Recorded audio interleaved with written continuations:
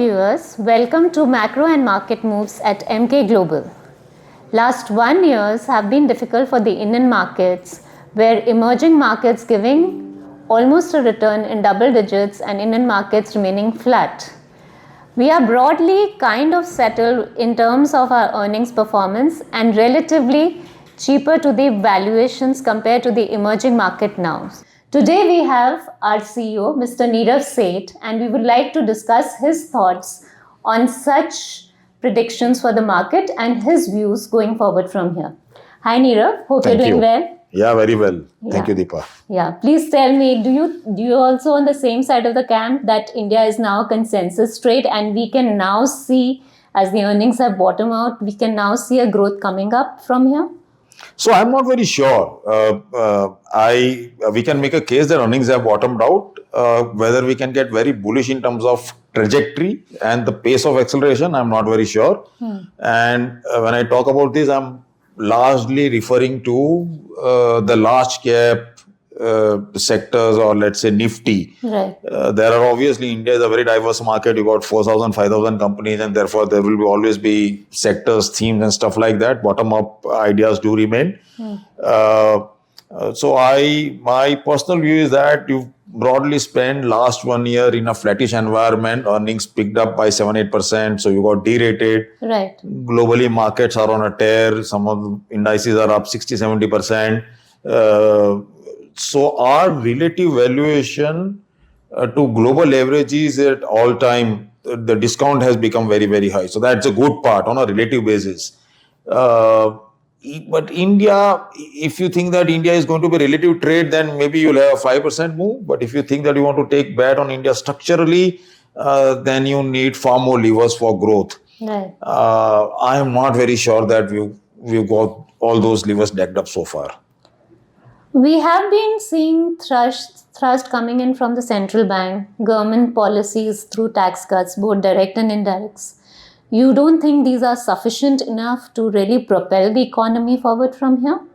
Yeah, so, I'm referring to what are we growing at vis-a-vis our potential growth rates. If you think that India needs to grow at 6.5-7%, I think we are okay, which means that at some point in time, earnings will grow at about 11 or 12%. If we are talking about the fact that we are in a different environment in terms of geopolitics, we've not talked about AI. I'm very, very scared in terms of what is happening abroad.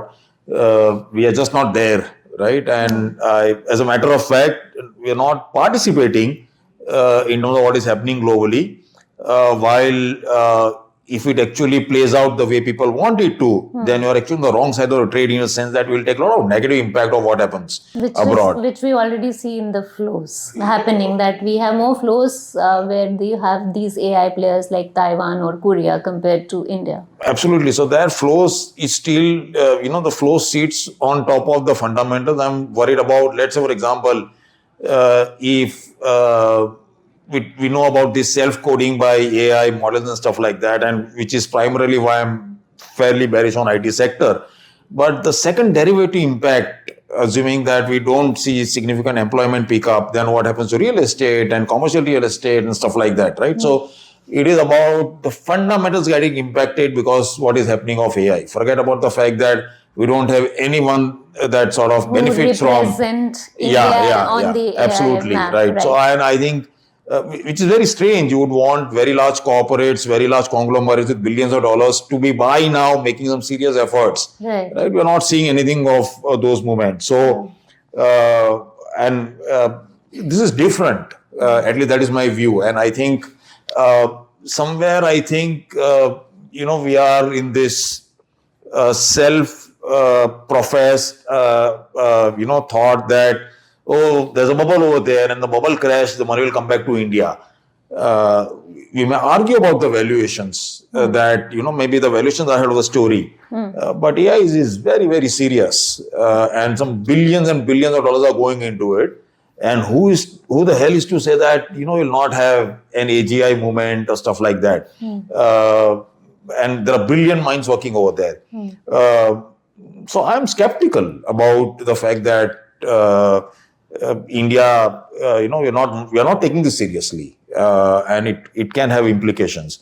So to answer your question, are we doing some of the right things? Yes, GST cut, very important. That takes care of discretionary imports and stuff like that. Monetary policy, I think we are very slow. That's our nature. We need far lower rates. You should be outcome focused. Credit growth is just about single digits, right? So can the rates be 200 basis points lower without triggering the inflation? My point is yes, where it could be. So we want to do more. If not, then we'll grow at 12-13%, in which case the markets also will be neutralish. You can have one more year of flat movement, stock sectors doing well. Or maybe if the valuations hold up, then it'll grow at 10 or 12% in terms of your shareholder returns. It is nothing to get terribly excited about. But that also comes with the fact that past previous 8-10 years we have seen supernatural returns into equity, and everybody believed that there would be a little tone down in expectations for equities per se. So as an asset class, would you still prefer looking at the precious metals, which have done phenomenally well in the past 1 year, or you think that they also seem to be pricing in the kind of instability which we saw in the macro environment? Okay, so I'll correct myself. I'm saying sometimes, when you talk, you also talk about what we can do and what is the potential for India. But if I look at equity as an asset class, we still can't forget the fact that, if I'm not mistaken, India is still probably the best or the second best performing dollar return market over the last 5, 10, 15, 20 years. So it's only last 1 year absolutely. is where we broke the correlation with the US market. Absolutely. Yeah. So nothing changes in terms of if I look at the next 4 years, can you get a 12 or 13% returns? I'm reasonably sure they'll end up getting those kind of returns, which is very, very good. Now, but this you're talking in terms of the index. I'm talking in terms of the index, because what will happen is that index also, I'm saying what will happen is that right now it's very difficult to foresee when I'm talking about 4 or 5 years, because the constituents of Nifty will change. For example, you got, for example, Eternal being a part of the Nifty, and the earnings will compound at 70, 80, 90% over the next several years, right? So you'll have old companies getting washed out, new companies coming, and that will propel the earnings growth going forward. So that doesn't change. I'm more worried about what happens in the near term, the AI impact and some of the sectors which are at risk. That is my immediate worry. Gold, I am very constructive because I'm very bearish on dollar. So I think globally what you are seeing in gold is essentially a debasement trade, right? The fact that economic like US is turning inward, raising import tariff, stuff like that, you're making the economy uncompetitive no matter what. This is something that happens in an emerging market. So it is not necessarily about money getting out of dollar, but it is just natural that if you are going to do what emerging economies are going to do, your currency is going to behave like an emerging market currency.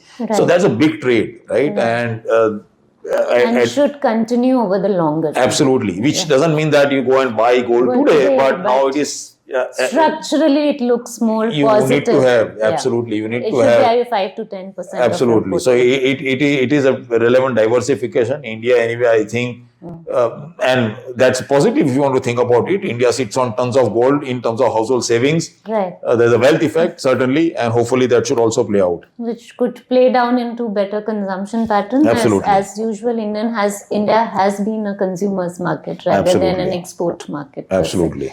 Let's also talk about a very important thing which we have been seeing in the market is the supply of new paper. So if we see in the past 1 year, we have seen around 1.5 lakh crores of outflow from the FIIs going, but still the Indian markets were relatively flat, mainly supported by the domestic flows. However, there also have been an oversupply of paper coming in. How do you see the primary markets going forward? And do you think that this would slow down? Is it good? It's increasing the breadth of the market, or it may just act like a bubble over a period of time where maybe not so good managements are just coming and raising money, and the retail investor might suffer in the longer run? Well, I have a slightly different view. Since the best part that seems to be happening is that more and more companies are getting listed, and I'll not venture out and say that retailers will lose money. Most of the people thought that Lenskart will dip 15-20%. It is flattish. Yeah. I think two things are happening. First of all, the promoters are substituting equity for debt, is a sense I'm getting at a large scale, which is again a message that I really want to send out, is that while equity is an expensive way of funding your operations, I think that if you got wholesale inflation, which now has been about 1.5% for several years, and if my rate of interest is 11 or 12%, then at some point of time this has to happen, and it's happening, right? So again, which means that that is what you're saying. Secondly, very important that you need good amount of supply to ensure that you don't get into bubble territory. So this is also very good, because the monies are finally invested.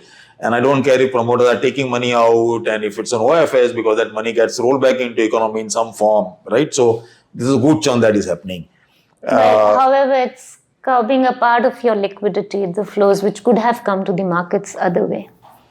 Well, they get revolved, and I think there is too much of debate and discussion around money getting into equity, not into deposit and stuff like that. We'll save this discussion for later, but this money eventually comes back in some form into the market. So I am not too perturbed about that. And I look at it very constructively, because the fact that, look at it, you're getting about 25,000 crores, 30,000 crores only in SIP every month. Yes. That will continue, because your alternate is bank deposits, which are 5-6%. Post-tax, it will be still 4%. Your properties are not going to go anywhere, right? So this becomes a structural investment going forward. Sure. Now, to ensure that sort of you don't get into bubble territory, this supply needs to get absorbed. So I think that this is phenomenal. And obviously this capital investment then gets recycled into economy and stuff like that. Sure. So that's a saving grace, actually. I think the fact that you got a very vibrant primary market, and the fact that you also have to appreciate that you got billions of dollars that came into startups. The startups are getting listed, right? So that money cycles, and it is very important that the venture capitalists at the ecosystems puts the money in. They see a successful exit, and therefore, that pool of money then comes bigger and bigger, right? So that ecosystem in India is getting created. Yeah. So I'm very, very constructive on capital markets, for example. If one of the sectors that you want to look at it, wealth management, stuff like that. So I think this is very, very at an infant stage. But yeah, to answer your question, very vibrant times. It's actually giving more opportunity, increasing the breadth of demand. Absolutely.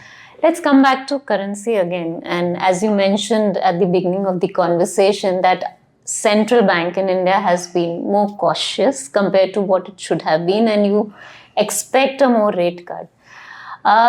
Despite of the repo cut, we just didn't see the kind of liquidity culmination coming into the markets, because I think of the RBI intervention to save the currency. Wanted to know your view on the currency from here, and how do you see the liquidity coming into the system? Well, so I am generally a proponent that your currency is a function of two things. First of all, obviously, if your rate of inflation is higher, then your currency has to naturally depreciate to ensure that the economy remains in balance. This has not been the case. I have never seen my 25 years of history when US inflation is higher than India's inflation, right? And even some other economies. So we have done a very good job on inflation. Right. Now, despite the fact that because of whatever trade risk, geopolitical risk, occasionally we'll have these kind of swipes at the Indian currency. And I am of the belief that the RBI should be supporting, because at the end of the day, why do you need $700 billion for what, right? So this is essentially an insurance money, right? That you can sleep peacefully at night, that you got enough Which they have done a fair Which is what they've done. So there's a phenomenal job. But that restricts the percolating of liquidity into the system despite of the rate cuts. So do you think that by the intervention, because it could be through the FPI flows turning around or the FDI flows turning around, which have been weak in the last 2 years, could that change? Because you were not very sure about the AI trade coming back. as a play to India. Right. So just to answer your question, in case, for example, you are selling dollars and buying back the Indian rupee and killing the liquidity in Indian markets, you can also do bond sales and do that. So there is a way to neutralize your intervention in the forex market. Right. My larger point was that if you have a relatively stable rupee, your inflation will remain low. Right. Because India, by and large, imports large part of the commodities, and therefore that percolates into inflation even through rupee depreciation. And if inflation remains low, my long-term interest rates will remain low. And that itself will allow economy to grow faster. At least I carry that very strong opinion. And therefore, the whole idea to assume that rupee depreciates and exports grow, I don't believe in it. It never happened. Right? So, I don't think that your pharma story will change if my rupee remains where it is. So, history doesn't tell you that. So, I think they're doing a good job in terms of trying to, hold the rupee as long as you're not doing it excessively. So I'm quite okay, and I'm not too worried about because there are levers to try and neutralize the impact. But you want a stable rupee, you want low inflation, and you want very, very low interest rates. Sure. So let's sum up our discussion by saying that broadly you think that we are not in a negative zone. We can see low double digits or high single digits returns in the coming year. Would like to close the conversation by hearing your thoughts. What would be the change and what could really change this view for you, that again India changes for a higher structural growth number and a better return market? Perfect. So I think both. So there are things that government has to do, and there are things that the Indian entrepreneurs have to do. Government, obviously, given the fact that your basic construct of the economy is very strong. I'm talking about your CAD and your inflation, right? Sure. Oil is not a problem. We don't even discuss oil now, right? Because all of us know that structurally things are different and stuff like that. So we have got a very strong. Now we have to ensure that we try and maximize in terms of pushing the economy hard, and we try and take the potential growth rates up to 8 or 9%. So that is from the government, I think. And I think they are doing in bits and pieces. I'm very excited about GST reforms and stuff like that. Second thing is that entrepreneurs now have to think, especially guys who can afford. We are talking about big conglomerates, right? By and large, we've missed the big tech part, right? So we just look at it that, 90% of the EV chain is in US, in China. And we know that, you're in a situation where, trade has been weaponized. Right. And yet we are here sitting idle. We have nothing worth talking about. In data centers, the softwares are imported. In AI, you've got few pockets of some startups here and there, right? And there are companies available abroad to be bought, to be done in M&A. So I think our Indian markets and maybe our investors, we've rewarded companies with very high ROCs and ROEs, those who don't even reinvest into slightly riskier projects. Right. So that has to change. That, sometimes we need to let go of near-term returns and take some slightly risk. That is what entrepreneurship is all about, right? And then those big opportunities will come up.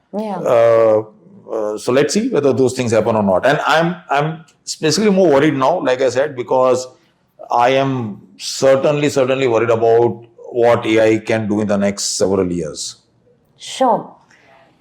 So let's wind up by this conversation of Nirav, where we got very important thoughts that, we are cautiously optimistic on the market, but need much more risk appetite and lot more policy thrust from the government to really put India back into a high double-digit growth trajectory and get investors from the foreign territories as well.